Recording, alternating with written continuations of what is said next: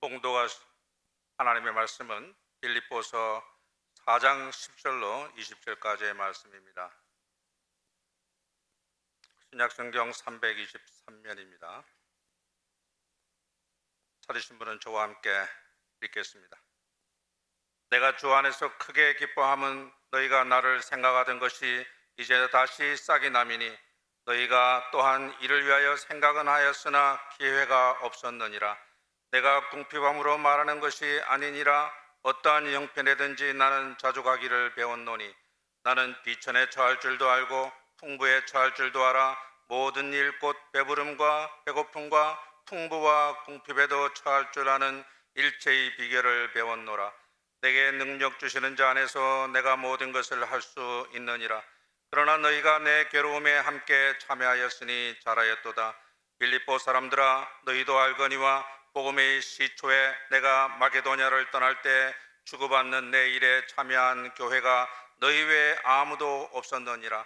데살로니가에 있을 때에도 너희가 한 번뿐 아니라 두 번이나 나에 있을 것을 보내었도다.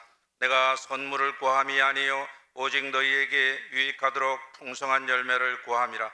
내게는 모든 것이 있고 또 풍부한지라. 에바브로 디도 편에 너희가 준 것을 받음으로 내가 풍족하니 이는 받으실 만한 향기로운 제물이요 하나님을 기쁘시게 한 것이라.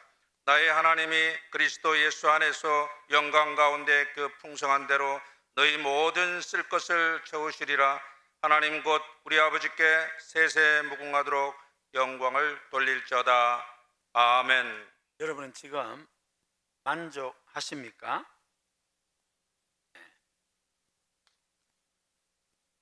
인생을 살면서 크고 작은 불만을 느끼지 않은 사람은 아무도 없을 것입니다. 어느 정도의 불만족은 누구에게나 있습니다. 만족한 인생이라는 것은 부족함이 전혀 없는 것이 아니라 부족함이 있지만은 그것을 어떻게 받아들이느냐는 마음의 자세, 마음 태도에 따라서 만족하기도 하고 불만족하기도 하고 기쁘기도 하고 힘들기도 하고 그렇습니다. 그러니까 마음가짐에 달렸습니다. 벤자민 프랭클린이 이런 말을 했습니다. 만족은 가난한 사람을 부자로 만들고 불만족은 부자를 가난한 사람으로 만든다. 그렇게 말했습니다.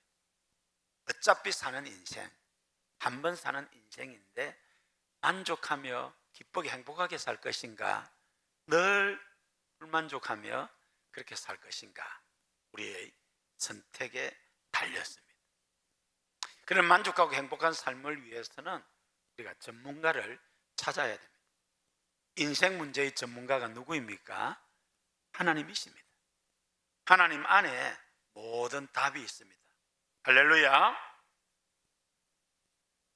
하나님께서 만족한 삶, 기쁨과 감사, 행복이 넘치는 삶 가르쳐 주시는 대로 믿고 따라가면 행복한 삶, 기쁜 삶, 만족한 삶을 살 수 있을 줄로 믿습니다.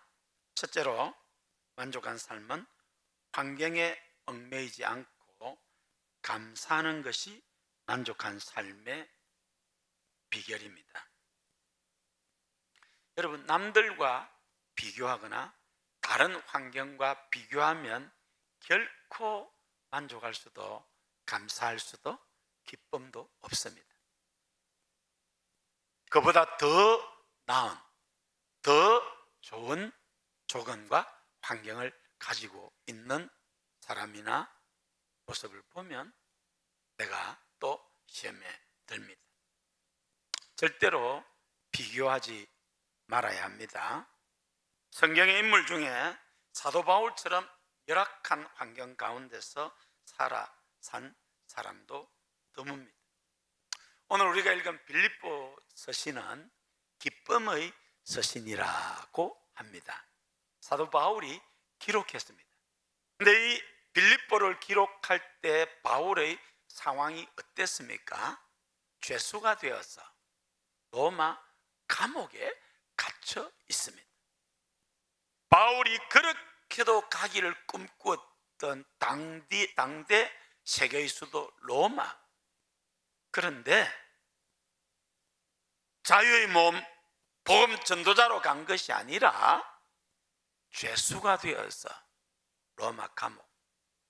로마 여행하면은 바울이 갇혔던, 지금은 많이 좋아졌어요.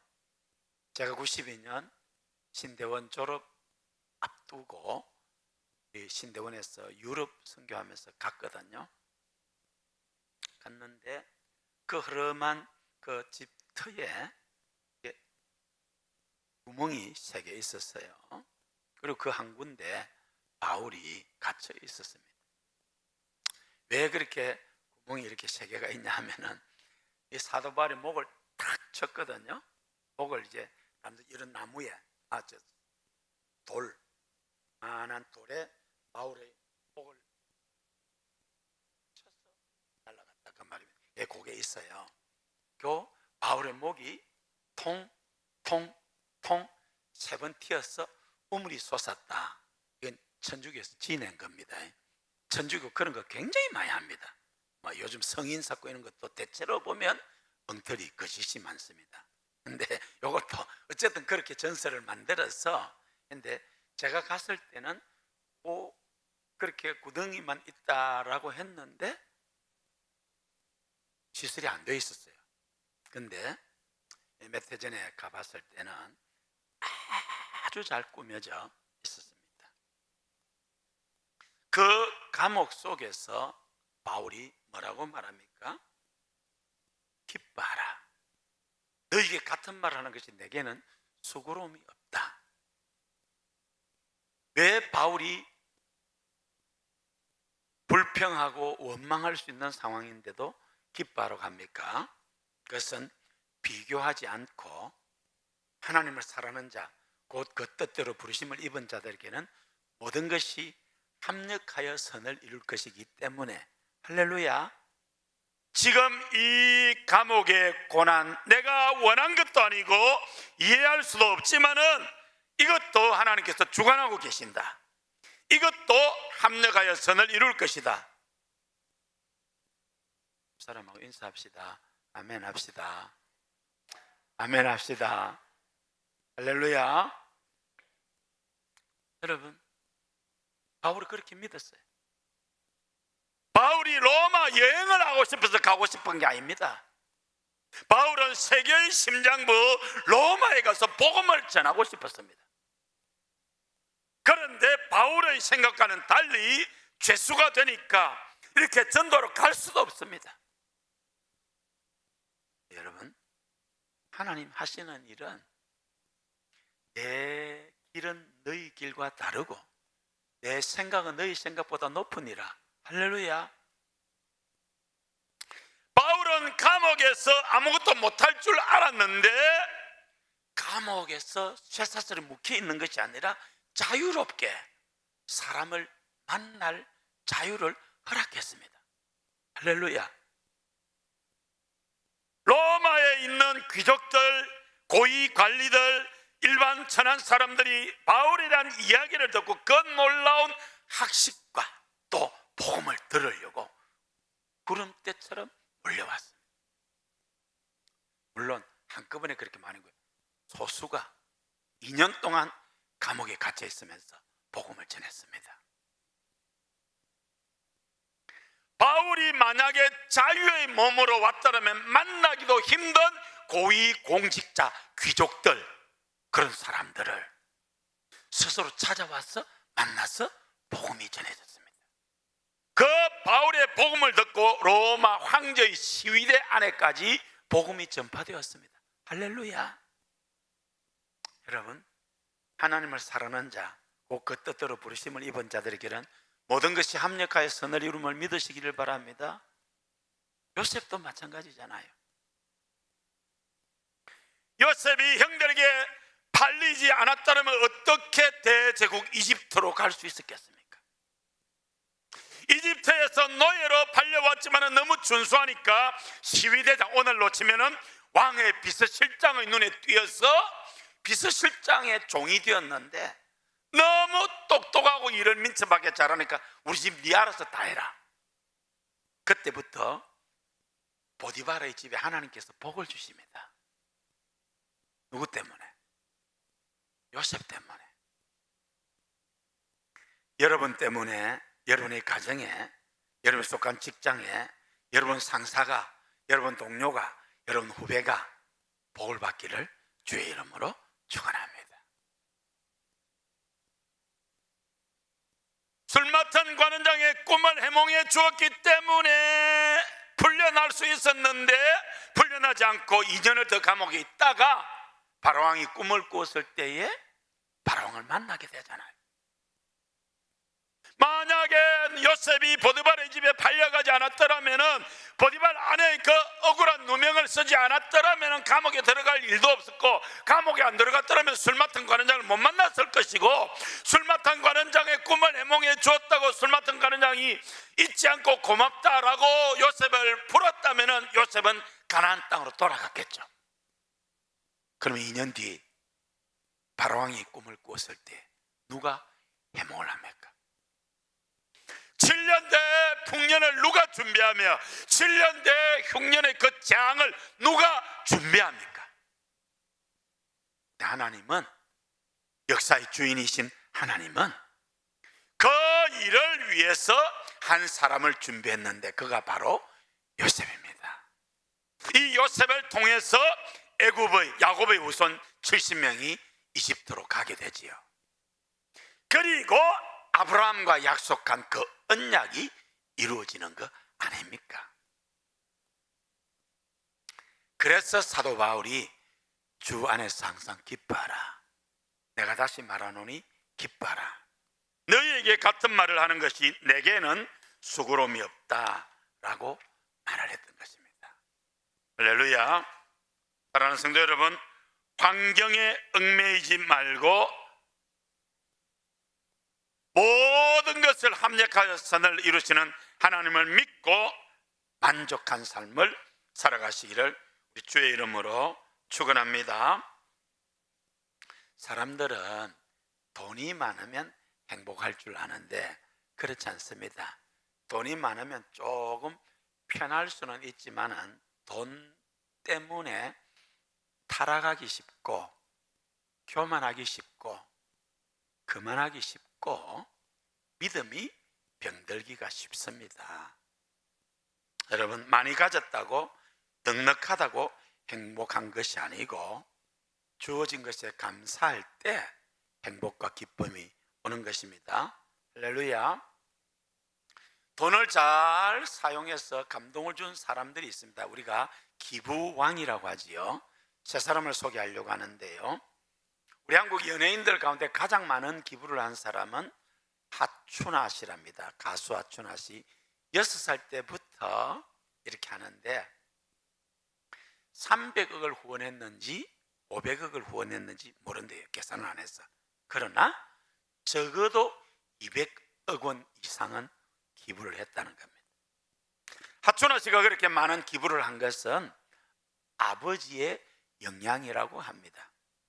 저는 사실 가수 별로 좋아하는 사람은 없습니다. 요즘 트롯 해도 좋아하지는 않습니다. 나훈아 선생님은 제가 좋아한다기보다도 우리 시대에 나훈아 선생님을 보내주셔서 감사합니다. 제가 그런 기도는 했습니다. 사실 나훈아 선생님이 온 국민을 얼마나 행복하게 했습니까? 제가 예수 믿기 전에는 나훈아 노래 잘 불렀습니다. 해변의 여인, 이 노래 제가 잘 불렀어요. 내 노래 잘 부른 거 아시죠? 네, 내 노래 잘 불렀습니다. 예수 믿고 다 끊었습니다. 근데 제가 진짜 좋아하는 사람은 하춘아 씨입니다. 노래도 좋지만은 알고 보니까 너무너무 훌륭하신 분이잖아요. 그리고 그 노래 중에서 영감, 왜 불러? 그 노래, 야, 인생 행복의 비결이 여기, 가정 행복의 비결이 여기 있습니다. 저도 결혼한 초기에는 잔소리 좀 했는데 잔소리로 사람이 변하지는 않습니다. 포기하고 요즘은 하춘아 선생님 따라서 사니까 얼마나 행복한지 모릅니다. 속에서 천불이 나도 잘했군, 잘했어. 진짜입니다.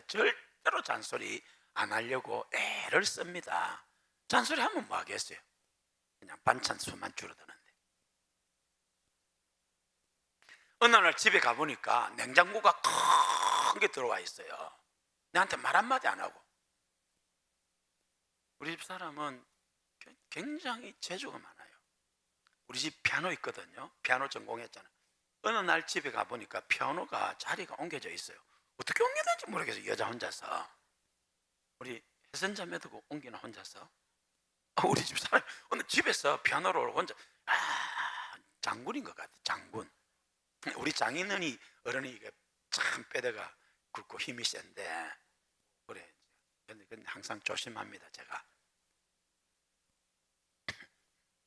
여러분 그냥 따라하십시다. 당신 머리 옳소. 잘했군. 잘했어. 정말 잘했어요. 여러분 그렇게 사시기를 바랍니다.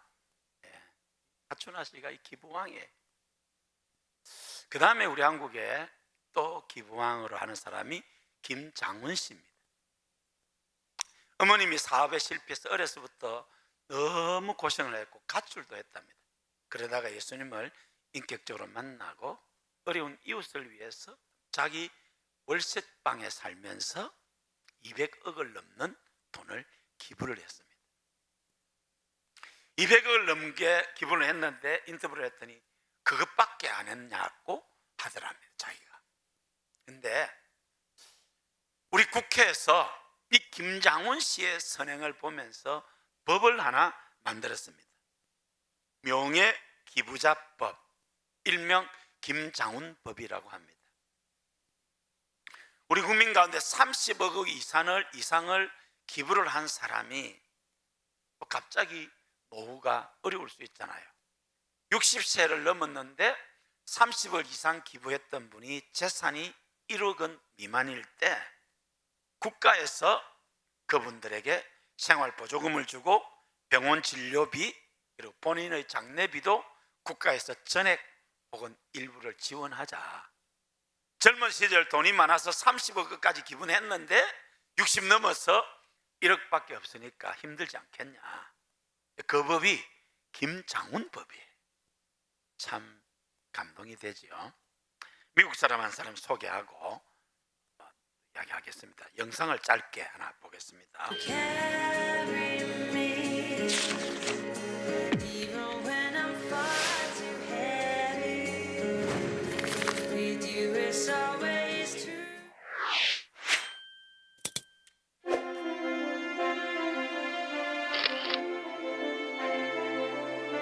You should do with that money if you make your money do with that.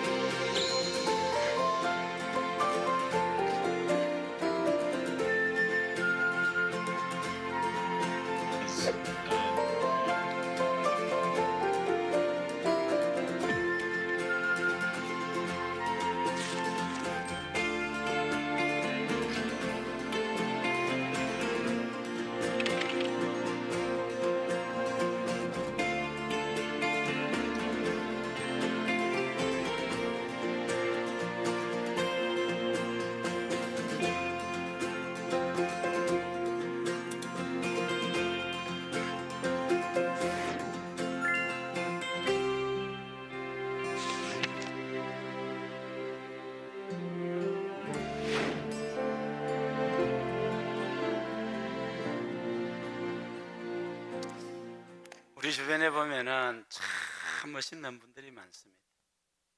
어렸을 적에 가난했기 때문에 수전노, 스크루지가 될 수 있는데 예수님을 인격적으로 만나면 인생이 변합니다. 할렐루야.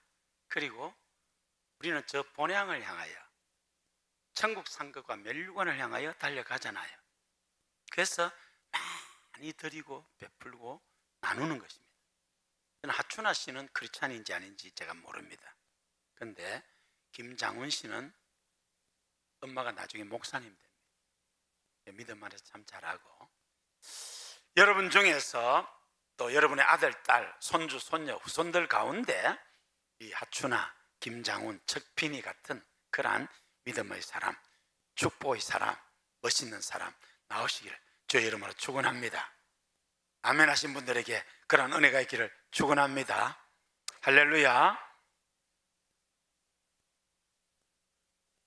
인생의 만족은 많이 가진 것, 움켜진 것, 높은 자리에 올랐다고 주어지는 것이 아닙니다.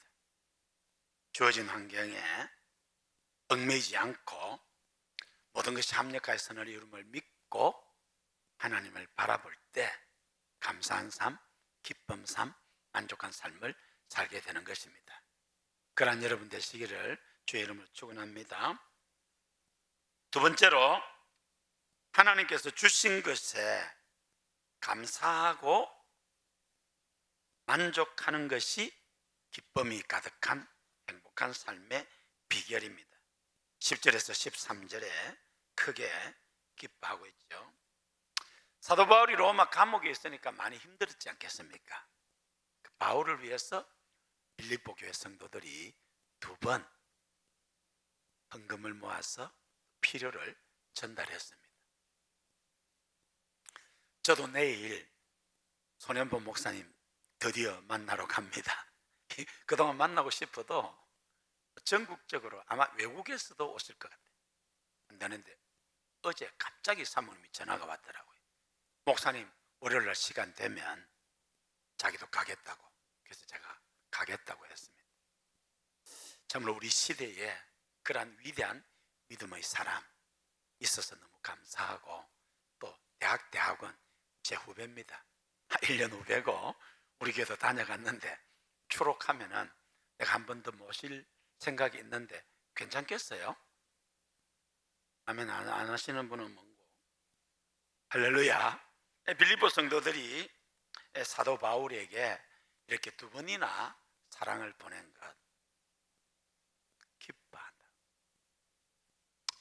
여러분, 우리 교회는 여러분이 생각하는 것보다도 훨씬 더 많은 농어촌미자리 개척교회, 홀사모, 은퇴 목회자들, 신학생, 교단체 간사들, 그리고 해외 선교사님들 돕고 있습니다. 수많은 사람, 외국으로부터도 제가 대표해서 감사 인사를 받고 있습니다.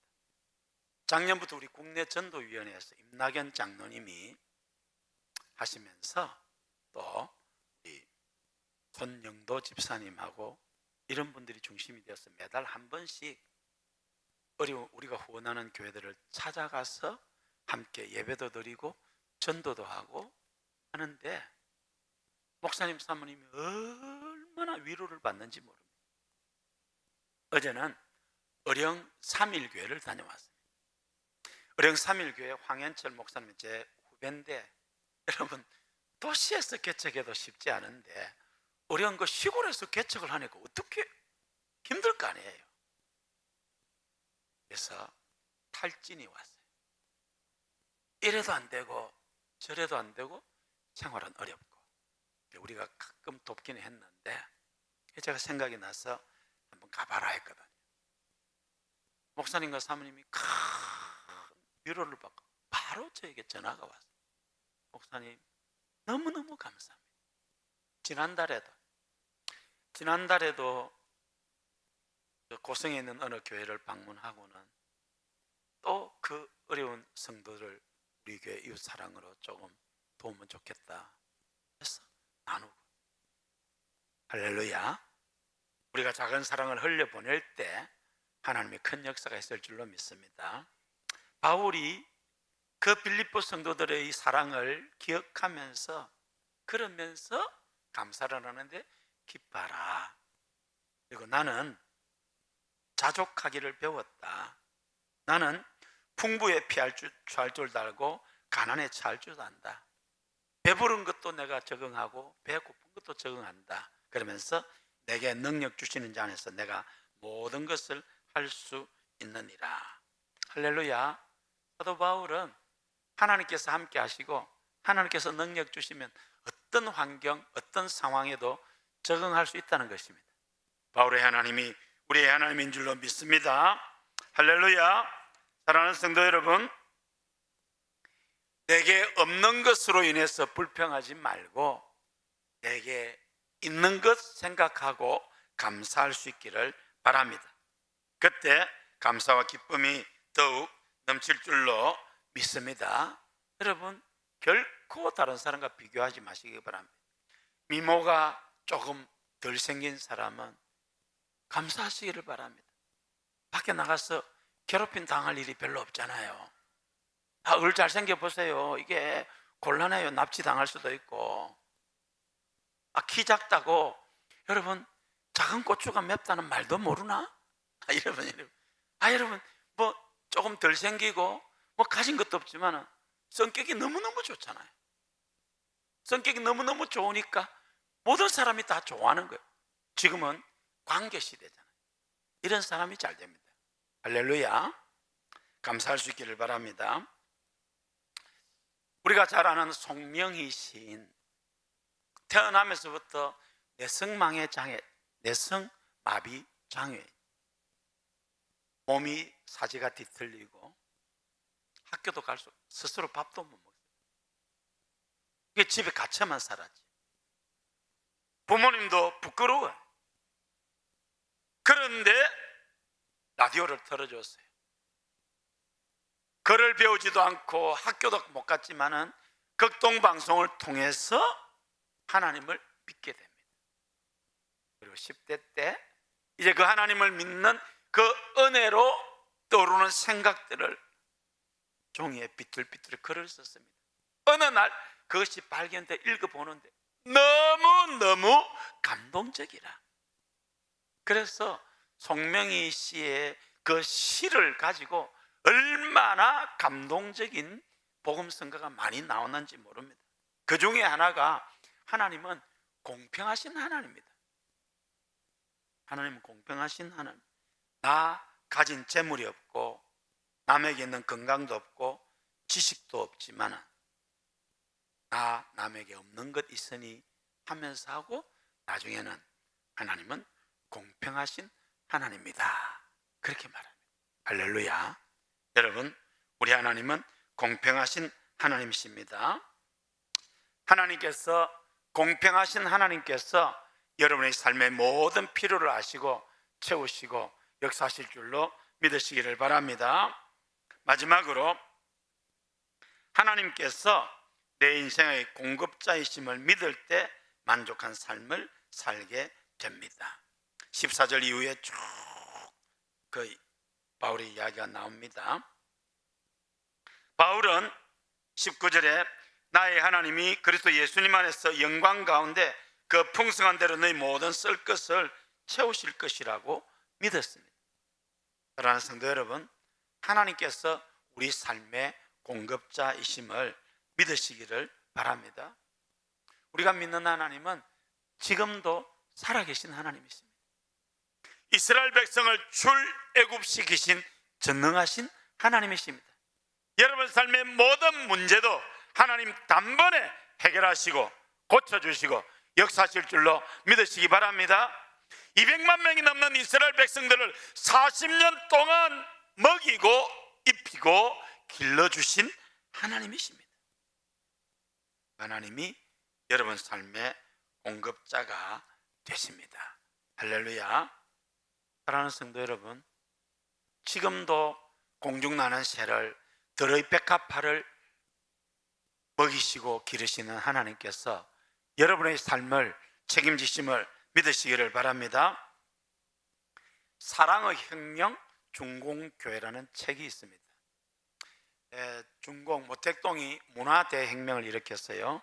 1966년 3월 16일부터 1976년 10월 6일까지 모든 지식인들을 처형하고 그 어마어마한 책들을 불태우고 문화재를 파괴하고 공산주의로, 여러분 공산주의는 절대로 용납하지 하면 안 됩니다. 모든 선교사님들이 추방되고 교회가 폐쇄되었습니다. 사람들은 중국 교회가 끝났는 줄로 알았습니다. 10년 만에 다시 중국이 핑퐁 외교, 닉슨, 키신저가 이 핑퐁 탁구 외교를 통해서 다시 문을 열게 되었을 때에 온 세계가 놀랐습니다.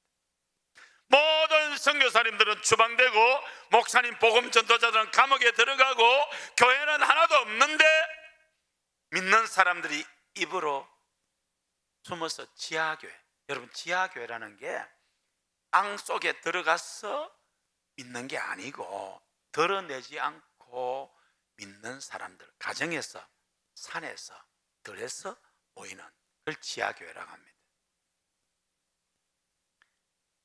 7천만 명의 기독교인이 있었습니다. 할렐루야. 그 문화대혁명 가운데 1969년도에 남편은 이미 노동개조소에 잡혀가고 이제 사모님 마마꽝 여사가 이렇게 비밀리에 복음을 전하다가 감옥에 가게 되었습니다. 아버지는 노동교화소에 끌려갔고 이제 엄마마저 감옥에 잡혀가면 세 자녀는 굶어 죽을 수밖에 없습니다. 잡혀가는 날 마마꽝 여사가 세 아이들을 놓고 기도합니다. 엘리야를 먹이신 하나님, 우리 아이들에게 먹을 양식과 입을 옷을 주시고 지켜 주옵소서. 지금도 살아계신 하나님을 믿습니다. 그날 그 집에는 하루치 식량밖에 없었습니다. 그 다음 날 9살 된 둘째 아들 다니엘이 엄마를 찾아서 엄마, 누가 우리 집에 쌀을 갖다 놨어요. 그 쌀 항아리에 쌀이 가득 찼더라면 엘리야의 하나님이 채워주셨습니다. 엄마가 감옥에서 나올 때까지 하루도 쌀이 떨어지지 아니하고 누가 채워줬는지 모릅니다. 이 아이들이 잘 먹고 살았습니다. 엘리야를 먹이신 하나님께서 살리신 줄로 믿으시기 바랍니다. 제가 전에 한번 소개해 드렸는데요, 우리 교단 총회장을 위한 윤희구 목사님의 형님 윤진구 목사님이 계십니다. 제가 목사님한테 직접 들었거든요. 경주에서 선교대회 열릴 때 선교사님들 앞에서 우리 삶을 책임지신다 하면서 간증을 하셨는데, 밀양 어느 산골 마을에서 목회를 할 때, 여러분 지금도 우리 고연교회 목회자들은 사역자들은 또 괜찮지만은 어려운 분들이 많이 있습니다. 정말 힘든 분이 많이 있습니다. 옛날에 시골 마을 얼마나 힘들었겠습니까? 배도 제대로 못 먹고. 근데 고기, 육고기가 아니고 생선이 너무너무 먹고 싶은데 돈이 없는 거예요. 하나님께서 엘리야의 하나님은 요즘은 까마귀 안 키우시나? 시골에는 오일장이 있었잖아요. 어느 날 오일장이 선 날 돈이 없으니까 장에도 안 갔는데 저녁에 누가 자기 집에 이만한 생선을 한 마리 갖다 놨더랍니다. 목사님이 엘리야의 하나님이 지금도 살아계시네. 너무 맛있게 식사를 했어요. 그 다음 오일장이 열렸을 때 또 저녁에 누가 큰 생선 하나 갖다 놨어요. 할렐루야. 엘리야의 하나님이 갖다 준 줄로 믿습니다. 그쯤 되면 그 다음 5일날 기다려질까요? 안 기다려질까요? 안 기다려진다면 그건 인간이 아닙니다. 목사님 사모님이 과연 오늘 또 누가 갖다 주실까? 그때마다 문종이잖아요. 그래서 목사님이 사모님하고 이제 구멍을 딱 뚫고 딱 쳐다보고 있는데 아니나 다를까 저녁 때 되니까 누가 생선을 딱 한 마리를 가져옵니다. 할렐루야. 엘리야의 하나님은 지금도 동일한 하나님입니다. 목사님 집에서 키우던 개가 시장에 가서 남의 집 생선을 덜썩 먹고 이래 오는 거예요. 이게 그 생선을 먹고 이 개 계속 키우다가는 목사님이 도둑으로 몰려서 고난할 것 같아서 어쨌든 더 다음 이야기는 안 하겠습니다. 엘리야의 하나님이 주의 종의 그 가난한 가운데 간절한 바람을 채워주셨을 줄로 믿습니다. 엘리야의 하나님은 여러분의 하나님이십니다. 여러분 삶이 힘드십니까? 환경을 보지 말고 하나님을 보고 기뻐하시기를 바랍니다. 저는 요즘 굉장한 평안을 하나님이 주십니다. 감사가 넘칩니다. 제가 상황적으로 환경적으로 보면은 결코 그럴 수 없는데 세상이 알 수 없는 평안을 제 가슴에 가득 채우고 저는 선하신 하나님께 대한 감사가 넘칩니다. 할렐루야. 모든 것 하나님께서 합력하여 선을 이루실 줄로 믿습니다. 여러분 저는 우리 하나님이 살아계시다고 믿습니다. 그 하나님은 선하신 하나님이시고 좋으신 하나님이십니다. 너희는 하나님의 선하심을 맛보아 알지어다. 하나님의 선하심을 맛보아 아시기를 바랍니다. 하나님 살아계십니다. 우리 함께 찬송하며 기도하겠는데요, 사랑하는 성도 여러분, 만족한 삶은 모든 것을 다 가진 삶이 아닙니다. 환경에 얽매이지 아니하고 감사할 때 기쁨과 행복이 넘치는 만족한 삶을 살 수 있을 것입니다. 남과 비교하지 않고 하나님께서 내게 주신 것에 감사하며 기뻐할 때 만족하고 행복한 삶을 살게 됩니다. 하나님께서 내 삶의 공급자이시다. 엘리야의 하나님은 지금도 살아계신 나의 하나님이라는 것을 믿을 때에 우리는 만족한 삶을 살게 될 것입니다. 그렇게 살아가는 여러분 다 되시기를 주의 이름으로 축원합니다.